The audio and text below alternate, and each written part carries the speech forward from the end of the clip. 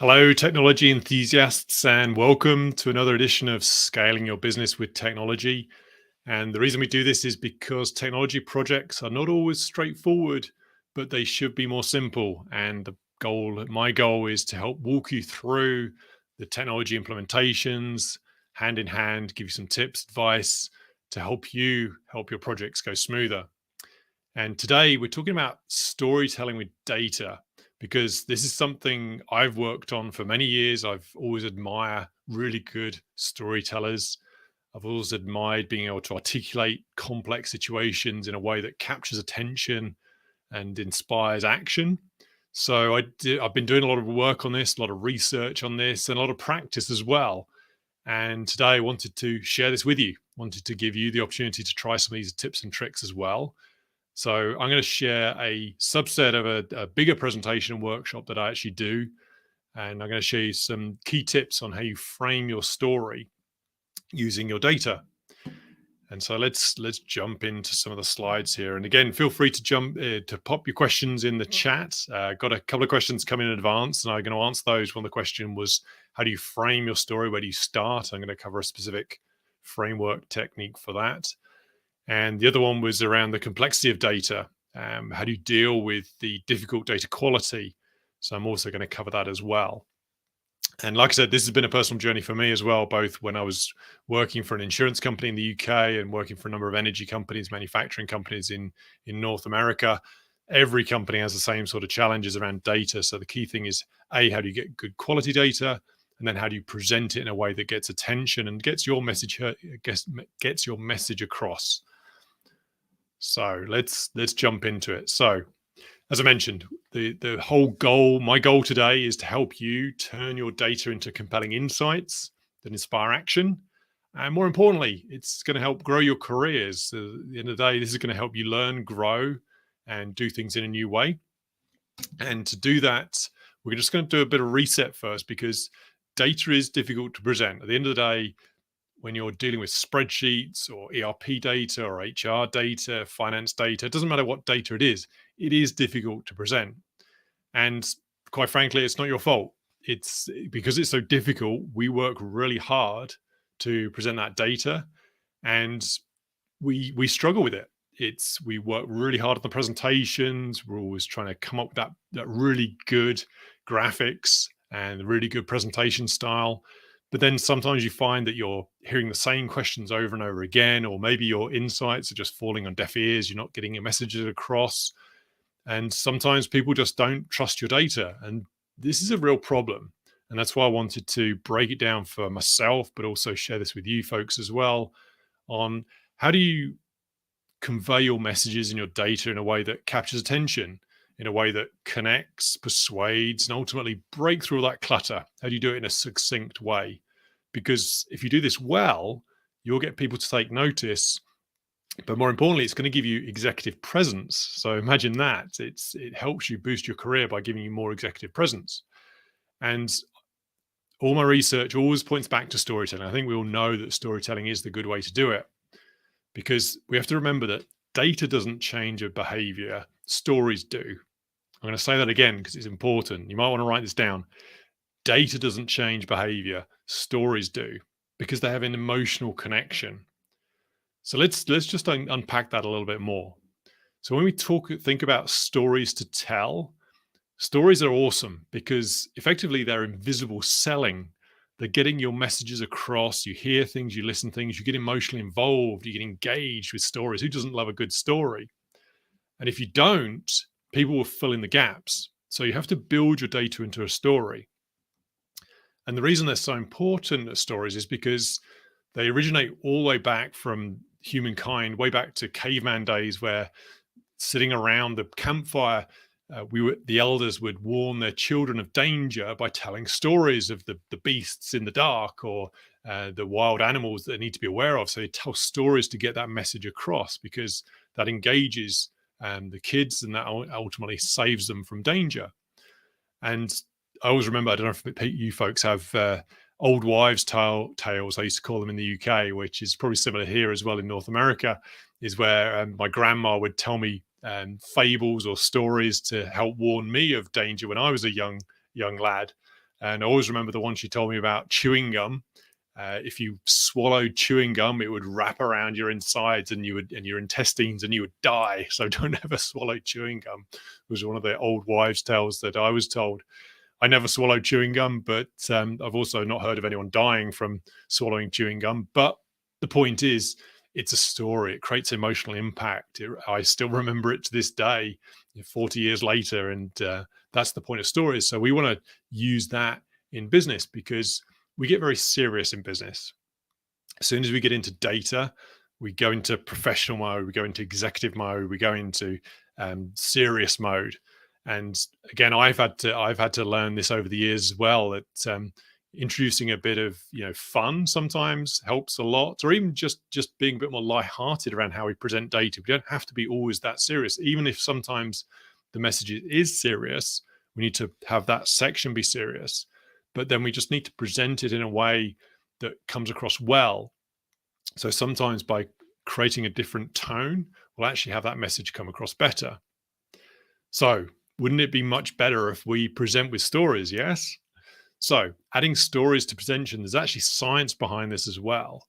So in a recent study, it said that 63% of managers will remember stories, but only 5% of managers will remember a single chart. So just let that sink in. Most managers will remember your presentation if it's presented as a story. If it's presented as charts, they'll easily forget it because we see charts all day. So that's the way we present. That's why stories are so important.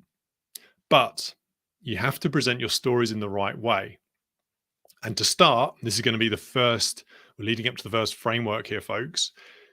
You have to present your stories in a way that has a drive or a plot, a problem to solve, a story point. And because when we dive into presentations, I see two key mistakes over and over again. So you want to take note of this because this happens so many times, and I'm guilty of this myself. So the two key mistakes are: one, we start with the data because we've got so much amazing data. We want to start with that. And then number two, it's all about us. It's all about what we think the audience needs to hear, what we think the message is. So those are the two key mistakes when we start with storytelling with data that we need to correct. And here's how to do it. Because we'll start with data, because if you start with the data, there's a risk. And I love this chart, which I'm going to show you, because sometimes if you start with the data, you end up solving a problem that doesn't exist. So here's a great example. This chart always makes me smile because it's actually a correlation between ice cream sales and violent crime, of all things. What you'll see here is a very clear correlation. There's actually no causation. If you want to get into the science behind this, there's no actual direct link between ice cream sales and violent crime. But when you map the data on the same chart, it actually shows very clear correlation. And this is why we have to be careful, because we have great data. Why wouldn't we just put it into a chart and show it, then see this correlation and go, great, that must be insights? And it's not, because we're solving the wrong problem. No one cares about the fact that ice cream sales is linked to violent crime. So how do you get to the root cause of the problem? How do I identify that problem? And this is, if there's one key takeaway you need to remember from this, is always start with a clear understanding of the problem. And here's a real simple way to start that. I love the Ishikawa or fishbone diagram. This is a great technique for helping identify the true problem that you need to work on. So, for example, once you have a problem, you then break it down into specific areas. So people, process, the technology, environmental factors, external factors, drivers such as cost or budget, or maybe even the data itself, the data quality. Point is, you can actually pick any number of factors to work through, but you need to work through each of those factors one by one, taking them in isolation and working through them.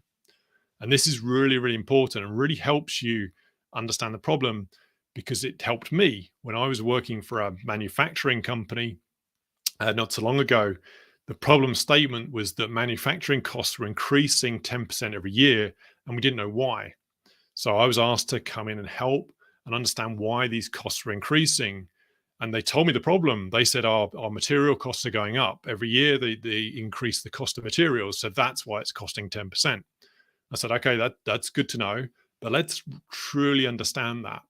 So I applied this Ishikawa fishbone diagram to the problem statement of material costs going up by 10%. And then we worked through the people, the process, the technology, the drivers, external environment and costs, and also the data itself, the data quality. And we worked through a number of things. There were some gaps in the data quality when we looked at the data.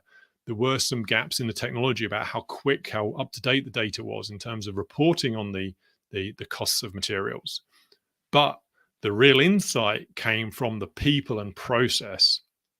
So when we spoke to the people involved in purchasing the materials, we then found out that when we bought the materials, we had to bring on additional contractors to deal with the peaks in demand for production.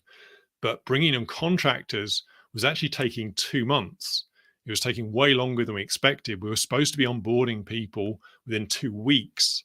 But what was happening is that it was taking 2 months due to various approval processes and internal processes for making sure all the background checks were checked out.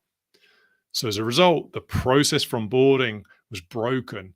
That was delaying the production, which was ultimately increasing the overall cost to the company because we couldn't ship the products out quick enough. Customers were complaining, people were canceling orders. As a result, it all boiled up to the 10% increase in costs.